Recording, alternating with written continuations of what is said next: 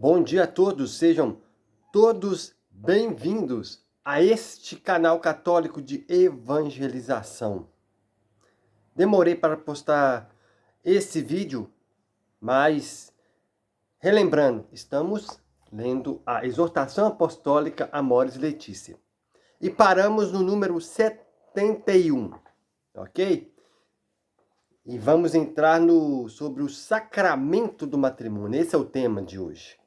Número 71.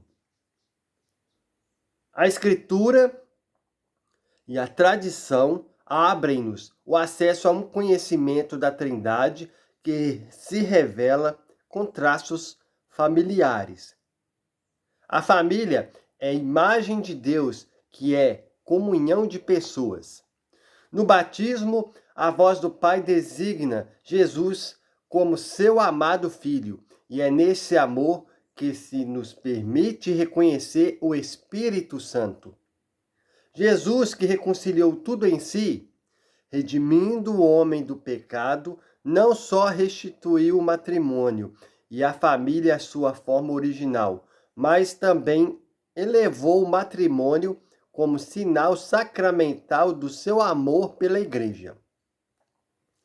Na família humana, reunida em Cristo, é restituída a imagem e semelhança da Santíssima Trindade, mistério do qual brota todo o amor verdadeiro.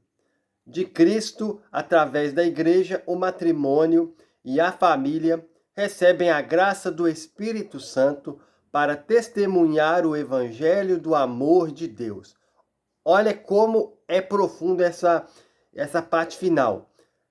De Cristo, através da Igreja, o matrimônio, que é sacramento. Casamento e matrimônio é diferente. Casamento é um acordo na sociedade, mediante a bens, já disse isso anteriormente, mas mediante a bens materiais aí na sociedade, em questão de registro, né? Registro comum.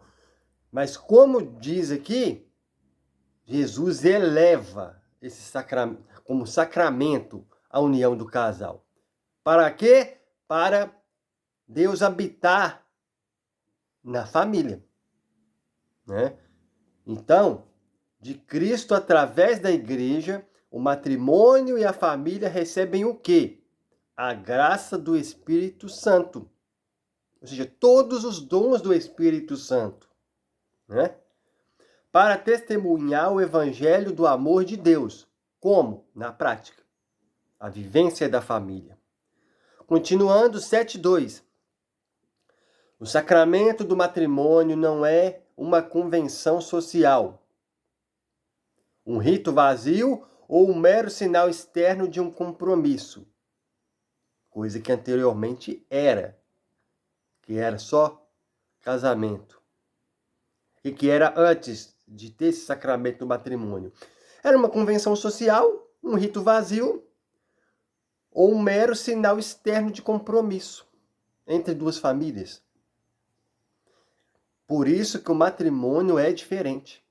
Assim como há o batismo, e todos sabem a importância do batismo, do porquê devemos batizar, também devemos saber que devemos receber também o sacramento do matrimônio, no qual a pessoa pega e quer se unir a uma pessoa, né?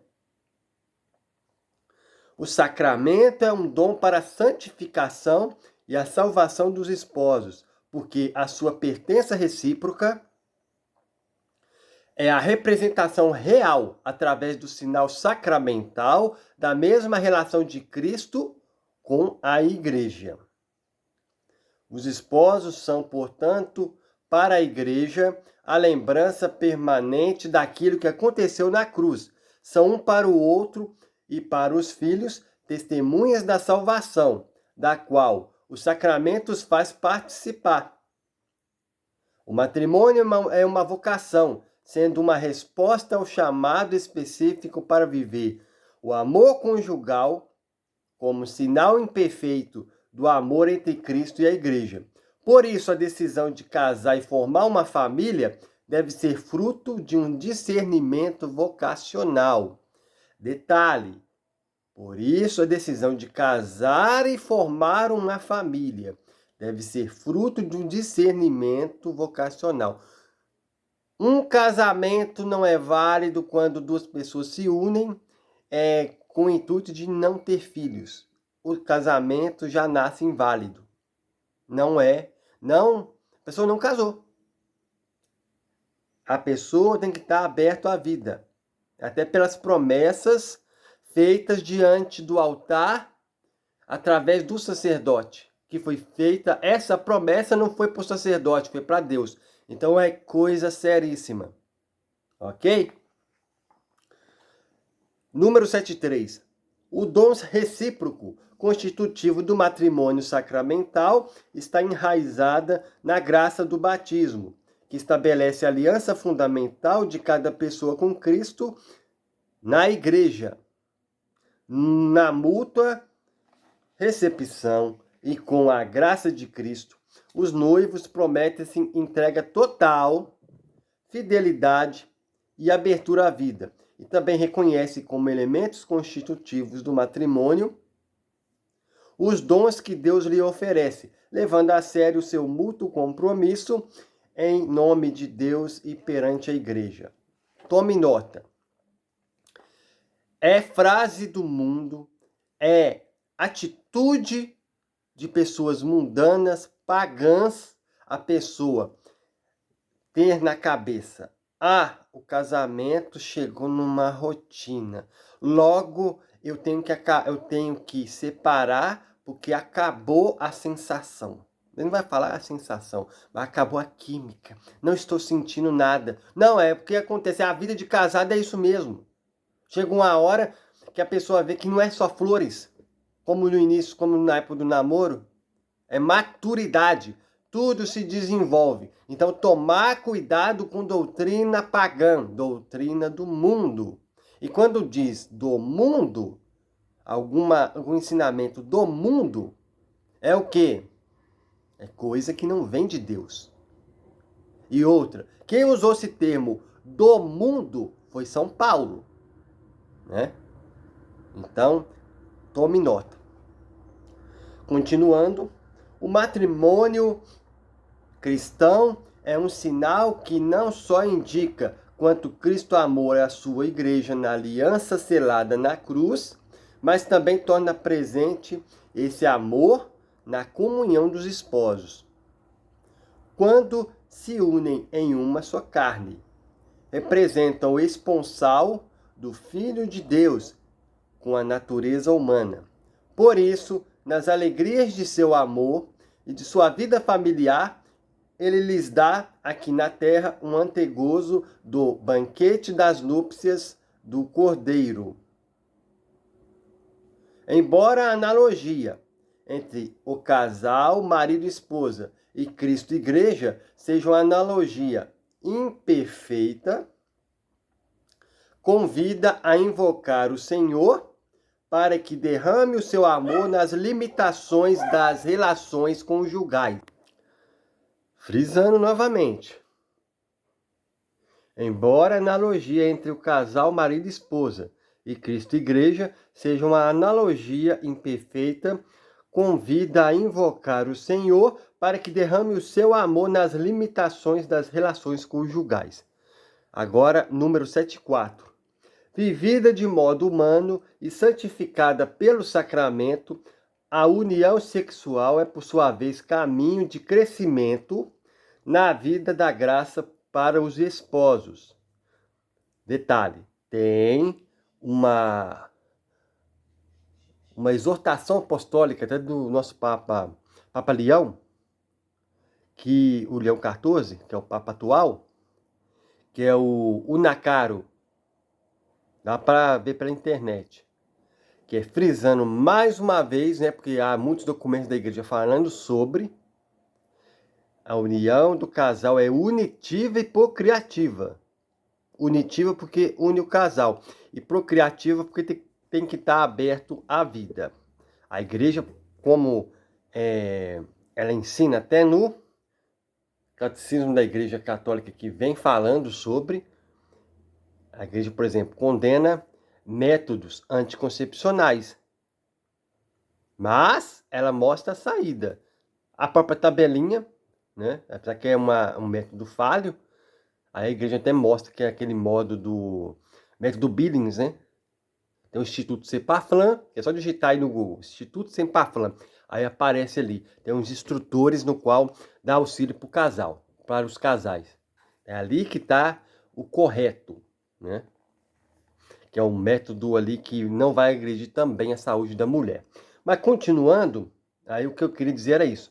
O casal, ele vive o sexo como unitivo e procriativo. Vivida de modo humano e santificada pelo sacramento, a união sexual é, por sua vez, caminho de crescimento na vida da graça para os esposos. É um mistério nupcial.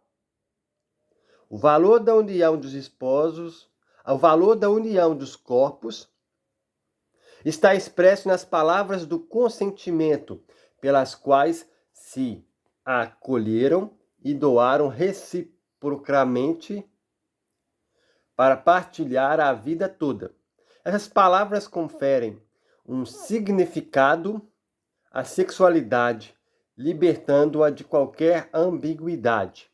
Mas, na realidade, toda a vida em comum dos esposos, toda a rede de relações que hão de tecer entre si com os seus filhos e com o mundo, estará impregnada e robustecida pela graça do sacramento que brota do mistério da encarnação e da Páscoa, em que Deus exprimiu todo o seu amor pela humanidade e se uniu intimamente com ela.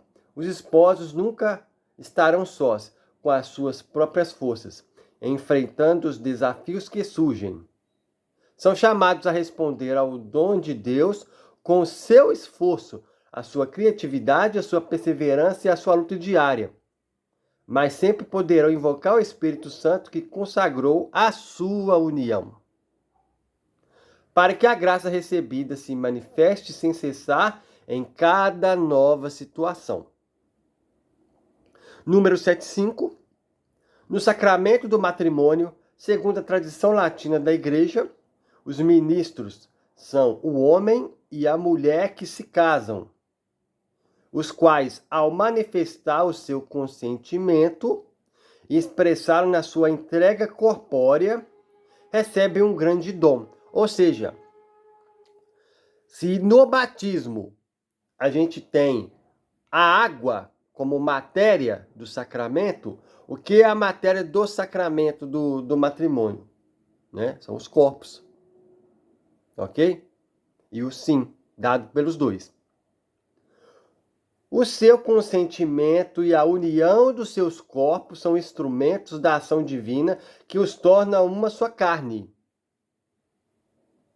No batismo ficou consagrada sua capacidade de se unir em matrimônio, como ministros do Senhor para responder à vocação de Deus. Por quê? O sacramento do batismo é a porta de entrada para os outros sacramentos, ok? Por isso, quando dois cônjuges não cristãos recebem o batismo, não é necessário renovar a promessa nupcial, sendo suficiente que não a rejeitem, pois, pelo batismo que recebem, essa união torna-se automaticamente sacramental. O próprio direito canônico reconhece a validade de alguns matrimônios que se celebram sem um ministro ordenado. É que a ordem natural foi assumida pela redenção de Jesus Cristo, pelo que entre batizados não pode haver contrato matrimonial válido que não seja, pelo mesmo fato, sacramento.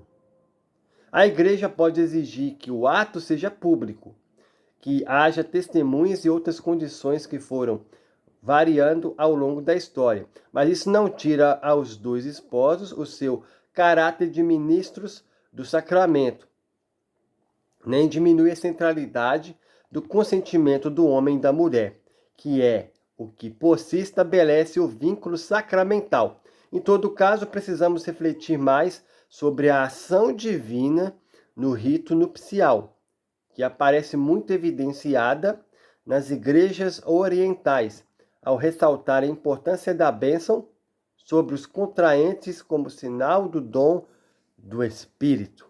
Olha quanta informação importante, né? No próximo vídeo, vamos continuar no número 76, no subtítulo Sementes do Verbo e Situações Imperfeitas, ok?